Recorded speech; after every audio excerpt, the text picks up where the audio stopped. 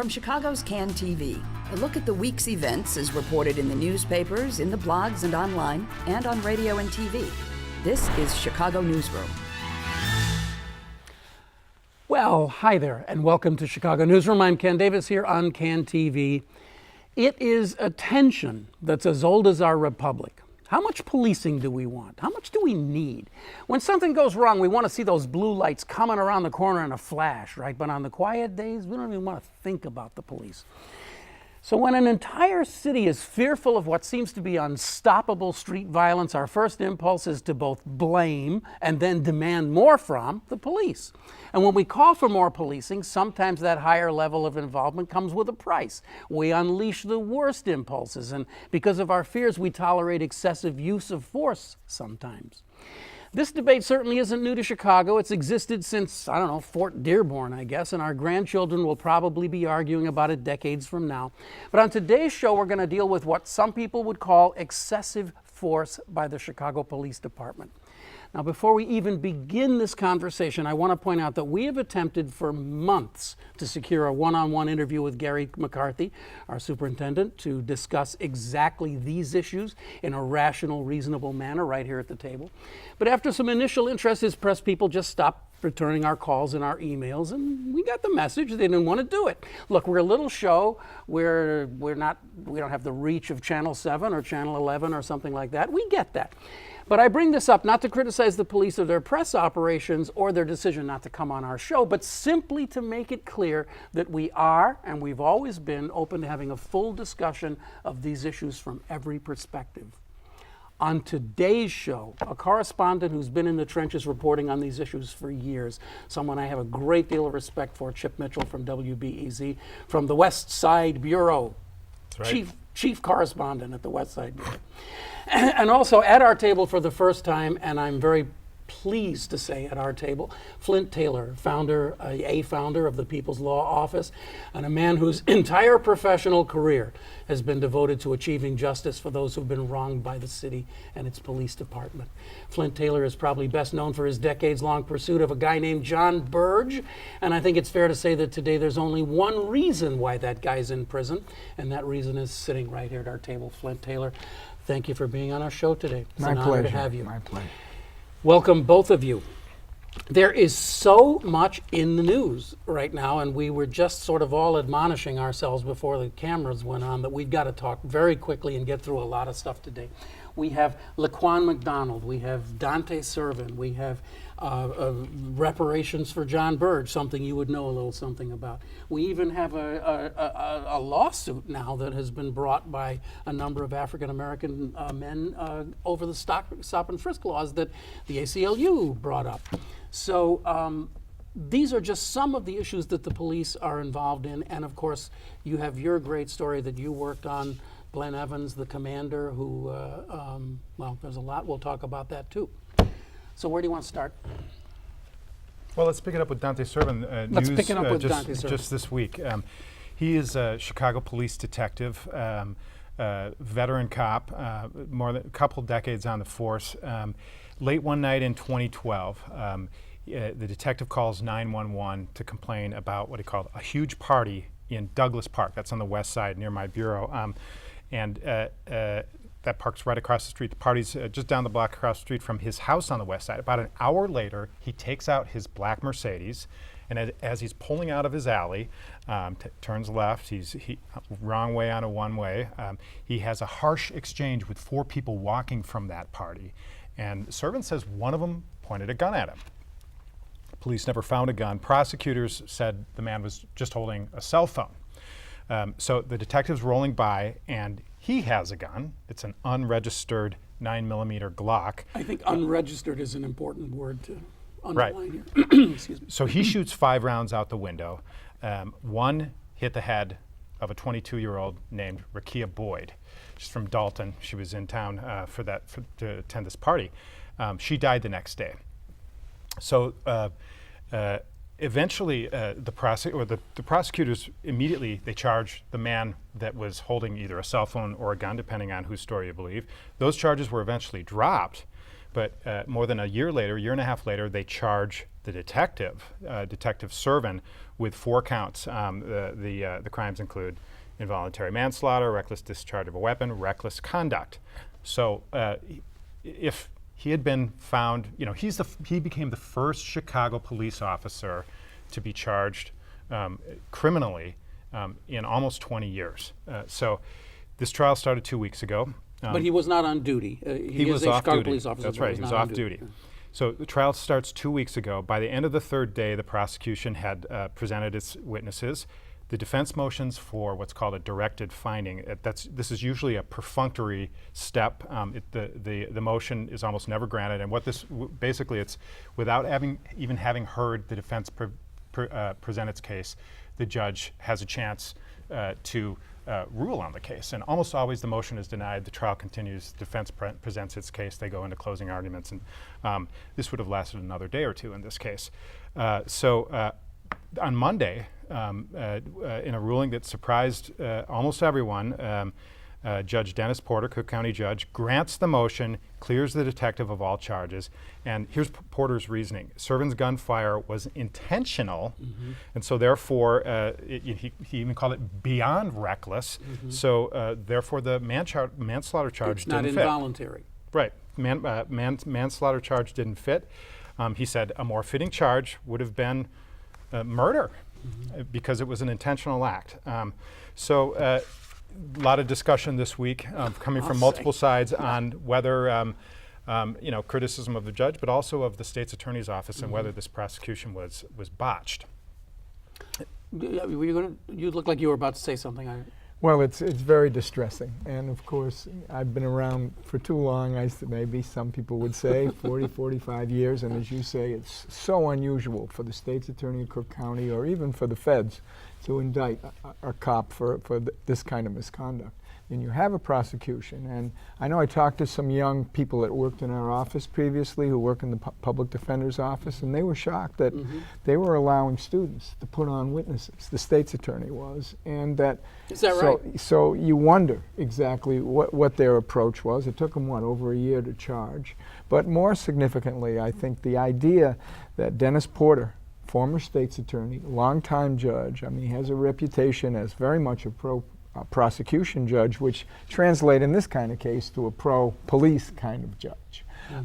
And to come up with that kind of twisted reasoning to cut a cop loose. And it raises one other question, Ken, as well, and that is the prosecutor doesn't have the right to a jury trial. So in these cases, and then it started out in the Fred Hampton case when Ed Hanrahan was charged along with the cops. The defense lawyers for the cops choose a judge when they have a judge that's connected to the machine or they know is pro-police, and that happened here. So Fred Hampton, of course, is the young Black Panther leader in the early 70s. That's right. That's right. And he was murdered in his bed, and ultimately a special prosecutor charged the police and the state's attorney with obstruction of justice charges. But in that case, it was Judge Phil Romiti who acquitted all of them before the defense had to put on a case, just like this situation. What's kind of perverse about this, Chip, is that because of this ruling, he's now free, and it would be double jeopardy to recharge him. So you have a judge saying, I can't find him guilty because the charge isn't strong enough, so I'm going to cut him loose. And then the logical question would be, well, okay, then can he be charged, with the murder? And obviously the answer is no. Yeah. Double jeopardy is a Fifth Amendment right, not to be charged. Something we all support, I'm sure. Same facts on different charges, consecutive, successive charges. So there's a lot of criticism of the judge. There's also a lot of criticism of the state's attorney's office. I spoke with one legal scholar, a guy you guys might know, Leonard Cavis, Emeritus DePaul University law professor. His argument is, you fire 5 shots from a moving car at a group of people. That's called extremely reckless conduct, which in the state of Illinois is equivalent to first-degree murder. And he's making the same point you are, basically about that this manslaughter charge was a political compromise, and that the state's attorney's office was just not willing to bring a murder charge against a Chicago police officer. It also has now entered the realm of just raw brass knuckles politics, because now Sam Adams is out there charging Anita Alvarez with whatever he's charging her with. And he's a very high-profile criminal defense attorney who's threatening to who run is against her threatening to run next against her. And I see that they turned Sally Daly on him yesterday, Anita Alvarez's spokesperson, to say that he's to just basically cut him down and say he's not a credible person for all of this, and that he's just basically running for office. So the dogs have been unleashed for this. Yeah. Now, Servin's not entirely off the hook. The city comes out with a statement that says the Independent Police Review Authority is back on the case now, since the criminal case has been disposed of, has been resolved, so it's possible that he could face administrative charges, which could threaten his job, even if he doesn't end up in prison. But the feds, they can't come in, or they probably won't, because it was off duty, and therefore he wasn't acting under color of police law. I see. And so that could be a problem there. Yeah. Can we switch gears, just because we're watching the clock here, to talk about the Laquan McDonald, which is in really, I would have to say honestly, to me, a much more disturbing case, because this involves on-duty police activity. Someone who was shot 16 times.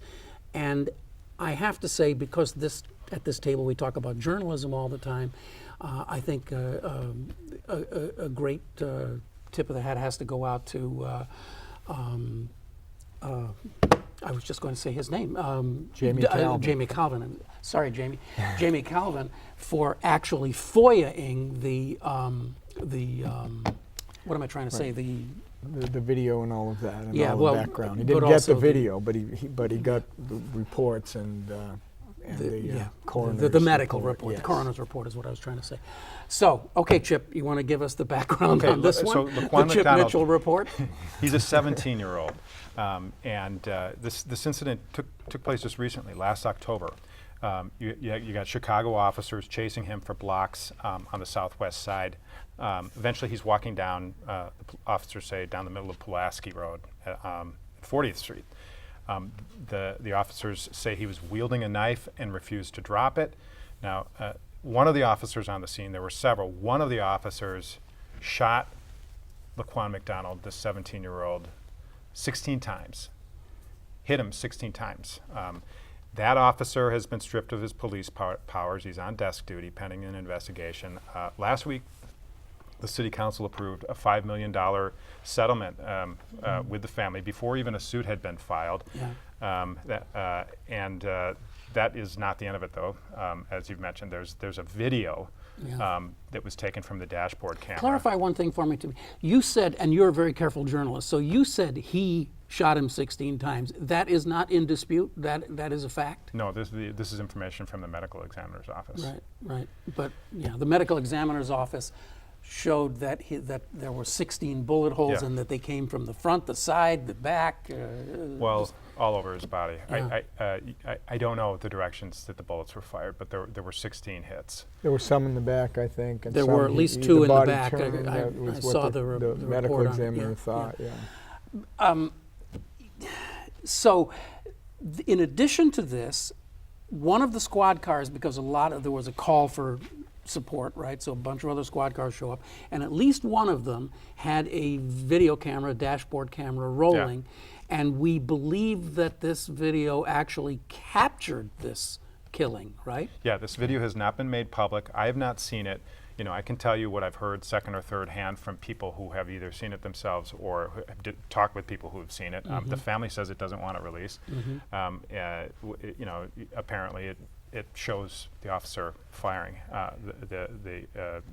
taking the shots. Multiple shots. So, that again, that's not something I can confirm. I haven't and seen it myself. parenthetically, this is right next to a Burger King, and there apparently was surveillance video running at the Burger King. And what I understand is there are 86 minutes of surveillance that were removed from the Burger King. They say by the police department. I don't know if that. Again, we have to be very careful here, but there is 86 minutes of missing surveillance from the adjacent Burger King. So the real question that I want to get into here with you guys is, we've had this argument going on since Ferguson and before about body cameras, and before that the dashboard cameras, and the blue box light, the blue light cameras up on the poles and everything else. In many ways, we feel that this is good for both sides, that an objective account of these things is available. But if the police department is in control, as it appears they are here, of this video, and decide that they don't want to make it public, then what's the point of having them in the first place? Because we don't have a journalistic account of what really happened. Well, there have been two reasons put forward by city officials for why this video, this dashboard video, has been kept under wraps. One, and this is from Mayor Emanuel himself, he called it central to the investigation. That there's an investigation involving both local and federal authorities at and the FBI is leading it. And two, this came from Steve Patton, the corporation counsel, the head attorney of the city, heads the law department. The city's contract with the police union, the Fraternal Order of Police, prohibits naming the officer.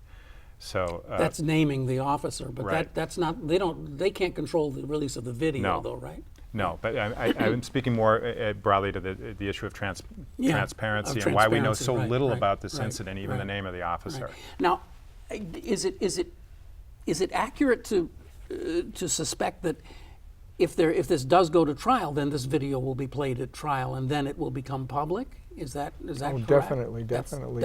So we're not never going to see the video. Well, if it goes to trial. If it goes to trial. And if it goes to trial, right. But I mean, wasn't that the purpose of all of this fighting, to get these videos, to get this equipment in such a place that these things could be videotaped? And we're now seeing these videos that are actually effectively recording these things, but we don't have the right to see them? How does that work? It's interesting because obviously if it's someone on the street and then it's not in the control of the police department or the prosecutors, then we see it. But if it's in control of the prosecutor or the police or the city, normally we don't. There was an interesting issue out in Boston where there was a case where a man came out of his car, had a gun, and shot a police officer in the face. I don't know if you've heard of this case or not, but the police officer survived, but obviously was a big counter kind of issue to all of the shootings of police of black people. And within a day, the city of Boston released the video. And so there was kind of a, to say the least, a bit of a contradiction here, which needs to be ironed out. I'm not sure that this is a fair analogy or that it flows effortlessly from this, but we also saw in the last couple of days this story about the sexual assault on the Blue Line, which within minutes the CTA had downloaded the cameras from the cars and from the stations and had published these pictures, and the guy was found within 24 hours, right? That seems to me like the reason we spent all the money to put all these cars, these cameras on the CTA cars and the stations, so that we could have this kind of thing. But when the cameras are pointed at city employees, I'm not talking about the CTA, but in this case, it does feel to me like there's a bit of a double standard going on here. Well, it would obviously be very embarrassing for Mayor Emanuel, Police Superintendent Gary McCarthy to have video, going viral all over it wouldn't just be viral on the internet, it would be on every TV station. It would be everywhere, if we're seeing an officer shoot 16 times at a teenager. But something tells me that it would be good for the body politic. It would be good for us all.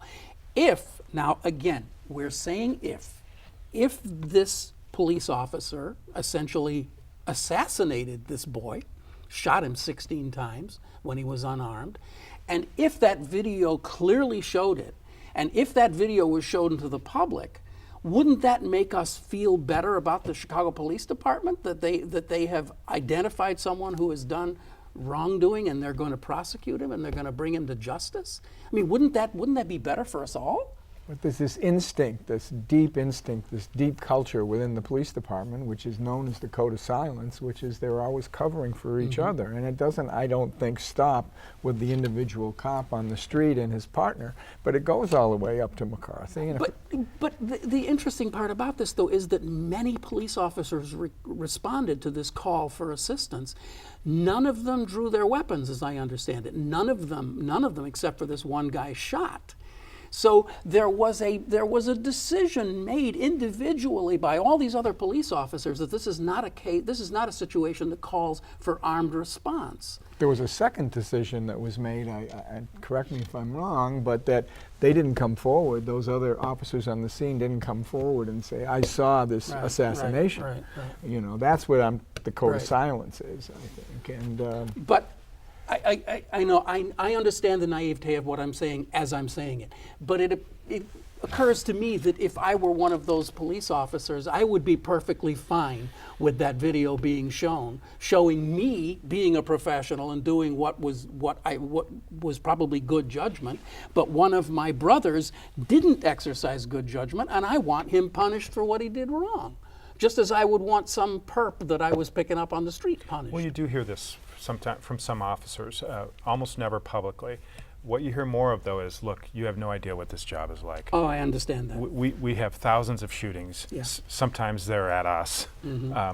We have to go out and deal with these guys every day on the streets. Right. You don't know what it's like, and we are going to cover for each other. And what I'm saying is not, I hope it's clear, I'm not saying this is as a general criticism of policing or of police officers.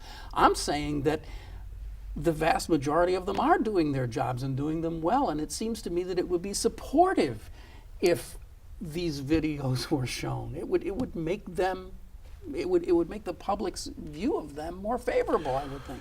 And then there's the point that in the long term, the more transparency and openness there is, the easier it is to get rid of misbehaving or incompetent officers. And over the long term, you build confidence between the police and the community, and the cops are able to do their job more effectively because they're getting more cooperation. And police are always talking about the no snitch problem that they have. They're not getting cooperation from witnesses. Flint Taylor, we are not going to get anywhere near enough time to talk about John Burge on the show today. Can I ask you right now in public, will you come back another time just to talk about that alone? oh, certainly. Okay, good. Certainly. Then I'm not going to feel so bad about having shortchanged this. But we really do need to talk about the fact that this is dramatic. The city of Chicago has entered into discussions about offering reparations to the victims of John Burge. This really ticked off John Burge, by the way, who had some nasty things to say about you. Not to your face, but to someone else. Yeah. Not the first time, by the way. Not the first time. Is this a good thing? It's a very good thing. I think it's historically an important thing. And just you're using the term and the city using the term of reparations. I mean, that's significant in and of itself historically and in the context of the movements that have been seeking reparations in a broader way for slavery. But looking at what was accomplished here in terms of what we, and I use the term we very broadly, in terms of the lawyers and the activists, and it was a great coming together of a lot of different activists and organizations, young and old, is quite unique and historic, for lack of a better word. Not just some kind of financial compensation for men who had no legal right because of the statute of limitations to collect money, but I think more significantly even is the holistic benefits, and I shouldn't say benefits actually, but the holistic relief that they're going to get from education, free education, the city colleges, to the fact that torture is going to be taught. This history, this scandal is going to be taught in the public schools at 8th and 10th grade level, and psychological care, and also a memorial, and a public apology. All those things are quite significant and unusual. Let's just talk raw politics for a minute here. Is it that we have actually had a kind of a generational change with Rahm Emanuel coming in, and Rahm Emanuel truly has no connections to any of this history and can look at it with perhaps a more objective eye and say, this is crazy. We gotta move past this. We've got to get this behind us. Well, how do you assess that? Having dealt with the daily power structure, starting when he was state's attorney of Cook County in the early '80s, when all this evidence was presented to him and he did nothing about it, to when he was mayor, and again the cover-up went on, and he laughed when he was asked to apologize, even back when Burge was indicted back in '08. Yes, there's a change in terms of that Rahm Emanuel is not implicated in this, and so he can look at it in a fresh way. But the politics, I think, are deeper than that. We all know what kind of pressure he was under during this election cycle from the African American community. Didn't turn out to be enough to flush him out of office, but not by a long shot, no. But maybe Karen Lewis would have. We'll never know.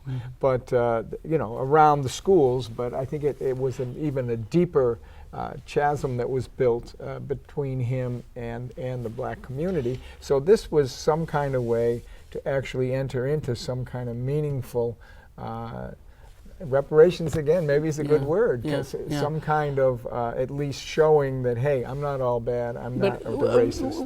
We often speak critically of our mayor at this table, and this is an opportunity to say something that's not critical of the mayor. He didn't do it, as I might have expected, a week before the election. He waited until after the election. Right. So I think there's some sincerity involved in this. Oh, I do too. I mean, I was involved along with my partner Joey Mogul and a negotiation team that met 5, 6, 7 times, not only with the corporation counsel himself, Steve Patton, but important people from various parts of the mayor's administration. And during that process, I think we came into it skeptical, and we came out of it feeling, yes, at least around that table, there was some real belief that reparations was, the human rights thing to do. I'm going to jump us just because we're down to 2 minutes here.